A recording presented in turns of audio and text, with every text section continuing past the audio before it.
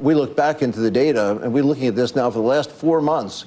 We've been pointing out that there are no Fortune 500 CEOs who are supporting former President Trump, and that is a historic break going back to William Howard Taft and through Calvin Coolidge and Ronald Reagan and the Bushes and everything. Is that it's been anywhere from 40 to 60% public and financial support. It's zero now, and it was zero in 2016. And the Trump economic package frightens them. It's extremely inflationary. The tariffs, 10% across the board on all imports, that's just crazy. It leads to a 3% increase for sure in inflation and plunging the GDP. Right. And that's before retaliatory gestures. The increase in the deficit, he wants to cut $5 trillion of taxes with no commensurate cut in expenditures. So these are problems. He doesn't believe in the independence but of the Fed. What do you say to the CEOs? There's a lot of CEOs who are watching us now, probably watching you speaking, saying, but you know what? I don't like the Biden administration when it comes to the regulatory regime right now. I worry about the tax policy and what's going to happen if the Trump taxes roll off in 2025 and what that debate looks like. I mean, there are folks, as you said, 70% of the CEO community, Republicans. Do they turn out to be reluctant Biden voters? Do they not vote at all? I mean, where do you think they land? They'll be reluctant Biden voters. They don't want the fabric of society pulled apart. Zero Fortune 500 CEOs are supporting Donald Trump. Here's why this is especially devastating for him.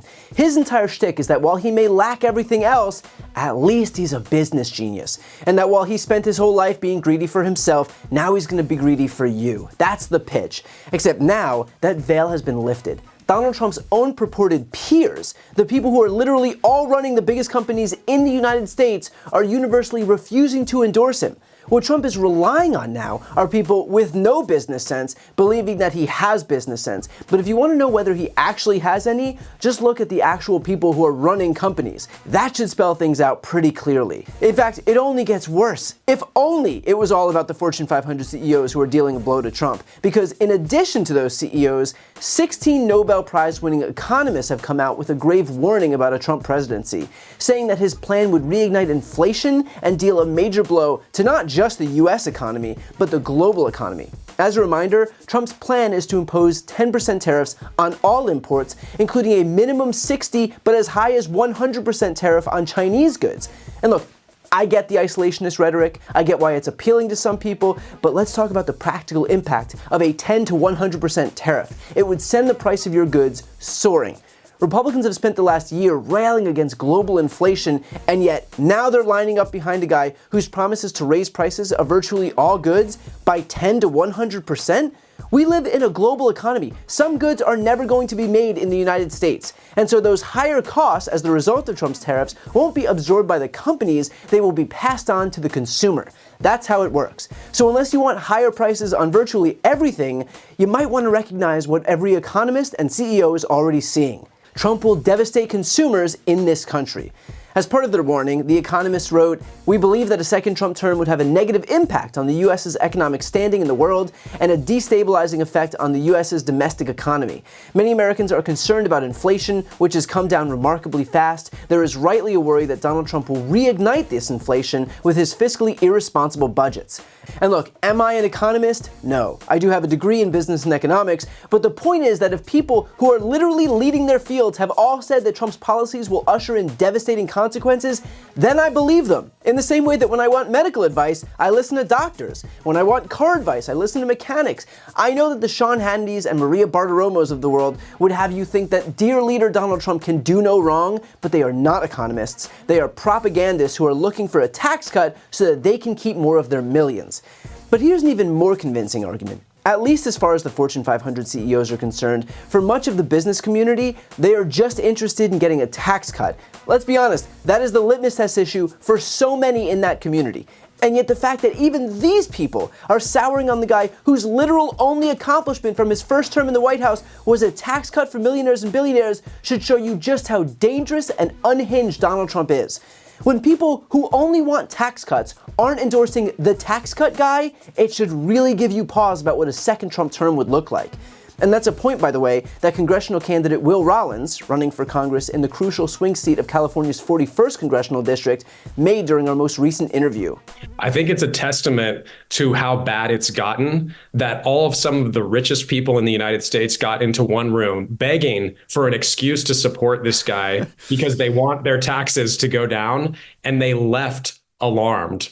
And that tells you how bad it's gotten, because even folks who are on Wall Street understand that if you have an unstable person in the Oval Office with access to the nuclear codes, if you have somebody who's willing to ignite armed conflict around the globe, who's going to dredge up conflict, who's going to be someone who doesn't support NATO, our strongest post-World War II alliance, one of the greatest military alliances in the history of humankind that's brought peace and prosperity to the United States and Western Europe, that can have a dramatic market effect. So even Wall Street is recognizing that this guy is not good for their bottom line, and they should, because under this administration, there are record highs in the stock market. And I think that that's a testament to just how bad it's gotten. Right. I mean, the one thing that the market does not like, does not appreciate, does not respond well to is volatility. That is basically what Donald Trump is promising, from the small stuff to going out there and promising to eliminate the Constitution and to be a dictator. That will not, I can promise you, if you have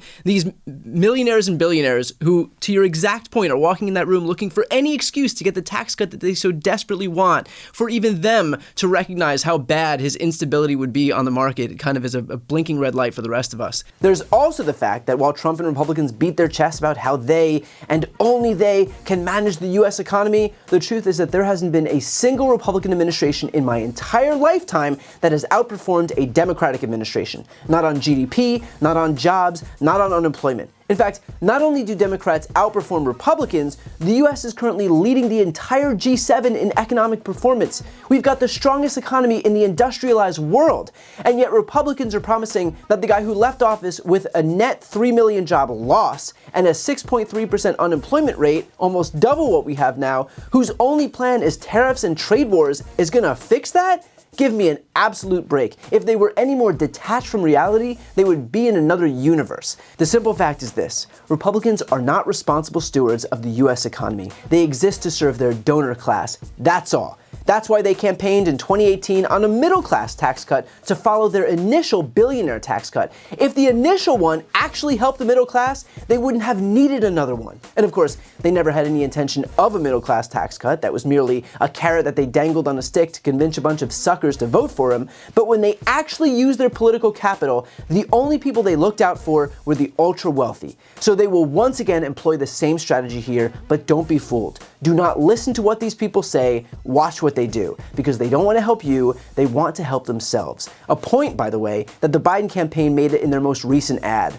Donald Trump loves to attack Joe Biden. Joe Biden. Joe Biden. Because he's focused on revenge, and he has no plan to help the middle class. He'd just give more tax cuts to the wealthy.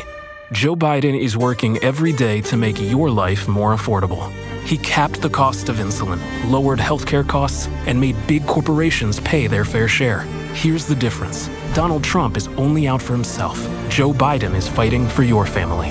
I'm Joe Biden, and I approve this message. So do not let Trump fool you. He is not looking out for you or your family or your friends or your neighbors. He's not looking out for the working class or the middle class or the lower class. He is helping himself and the wealthy people who are helping him ascend to power. It was true in 2016, and nothing has changed since then. I've got a really exciting announcement. I've written a book. It's called Shameless. This book explores how Republicans have exploited their historical branding while attacking our democracy, how the media has proven itself a willful participant, and how Democrats can learn from this to rebalance the political scales and save our democracy. It has been a lifelong dream of mine to write my own book, and so I'd like to ask you to pre-order it by clicking the link right here on the screen. And if you buy within this pre-order period, your book is going to come with a signed nameplate. As you know, I've never had a single sponsor on my channel. I don't ask for money or anything like that, but if you're looking for a way to support me, this is hands down the best way to do it. So again, follow the link right here on the screen, and thank you from the bottom of my heart for pre-ordering Shameless. And as always, make sure to subscribe to see more of my content.